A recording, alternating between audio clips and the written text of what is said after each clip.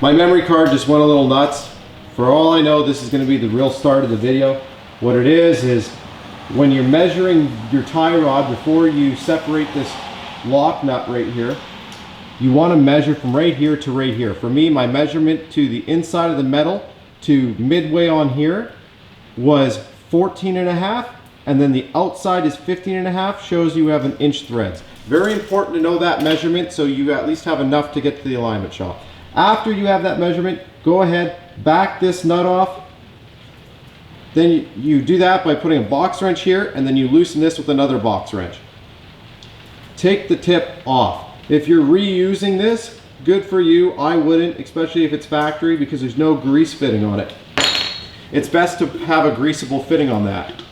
Next, we're gonna put this back on here, and we're gonna take this, and we wanna back the nut off of here, which could be a little bit rusted shut. There we go.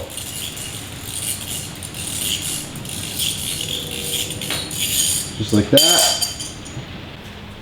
Next thing, silicone spray protects the threads and makes everything easy to adjust. Really good to do. I wouldn't do it on this side because it has Loctite on it, pre-in from the factory. So now that we've got that, take this bad boy, slide it through here, and then we can put on this guy.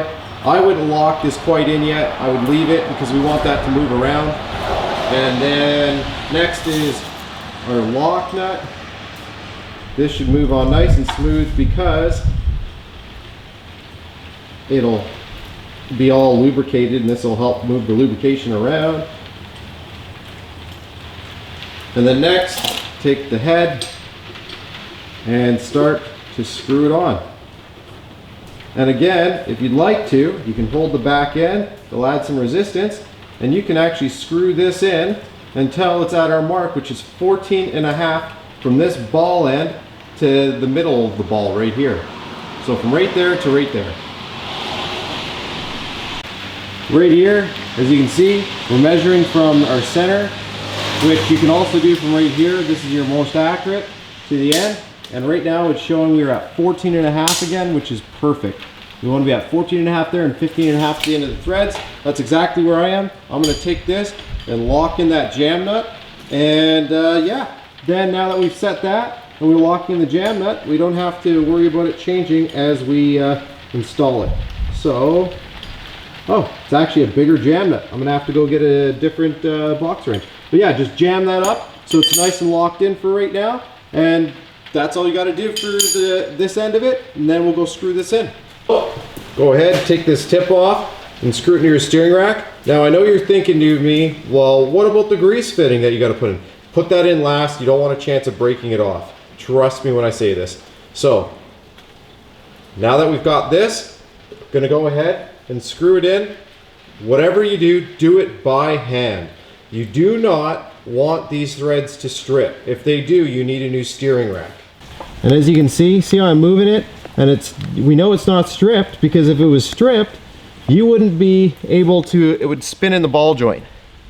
So now that we know that, we'll sync it up, and then we're gonna give it a nice tighten just like we did to take it off. It's not much, we just need to jam it in there.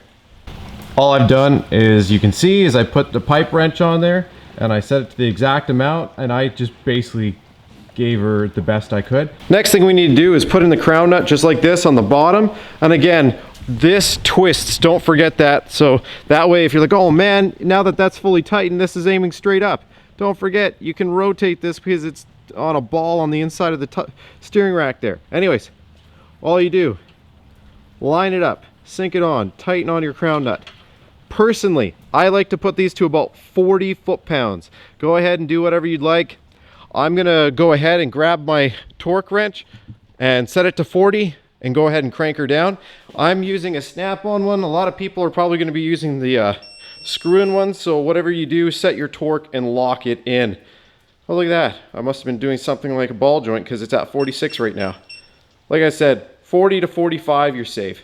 Once you go ahead and get this to about 40, 45 foot-pounds, you're gonna see that you have the crown nut needs to line up with the hole.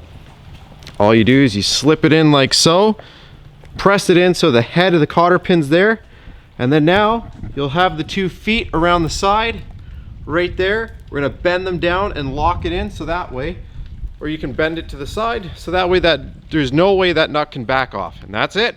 From there, we're just going to start strapping up our boot. We got ourselves a nice German worm clamp here. This is a 50 to 70. Once you have that ring clamp, you just get it started. And once you get it started, don't put much tension on it. If you put too much, then you won't be able to get it on back there. So I've got maybe 2 or 3 worm gear threads in on there. Have it on the boot in the opening here, and then just push this up as close as it'll go. Try and get your hands all the way around it, and try and use the rubber to work it on to the metal piece. Once you get it on there, you can shift the clamp like that, but you're probably not going to be able to see it, but just shift the clamp to somewhere where you can access it with the screwdriver. And then I found this to be the easiest spot, and then you can go ahead and tighten it right here so it locks it in, and that's it. And compress. It's gonna be fun. Come on. But you just have to get this clip back onto here. Let's see if we can do it. Might have to use my flat blade. But what you're doing is just getting this back onto here so we can lock it in. So, little grease fitting. These can be fun, I'll tell you that. You can't get them very easy sometimes because of the plate they're in. I've got it semi-caught, let's see. Perfect, when you put that little grease fitting in, put it in, it's gonna be crazy. You get it in by hand till it catches, and then just with one hand, tighten it. Do not go crazy, don't put a big ratchet on this. I always do it with a screwdriver because they're only a 7mm. You will crack them and then you'll cry. So, let's quickly go over the parts that we used over here. If you're trying to build this and you don't have a ripped boot, your boot is still good. This is a Moog part number, ES80786. This one is EV800278. And that would be, this is the tie rod piece and that's the tie rod end. So that's basically it. We're just gonna quickly bolt the tire on, double check to make sure these tires stay straight enough for going down the road, so that way you can get to the alignment shop. Well, there we go. 2008 Ford Explorer tie rod end done. I'm hoping that I was able to recover some of the footage that was missing, as unfortunately my memory card went obsolete, so you might just get an install video out of it more than you will a removal video due to the fact that it might have wiped it. But other than that, that's good enough to get to the alignment shop and go ahead and yeah, just get her there. That's it. Thanks again for watching. Press like if it helped you out and subscribe for more.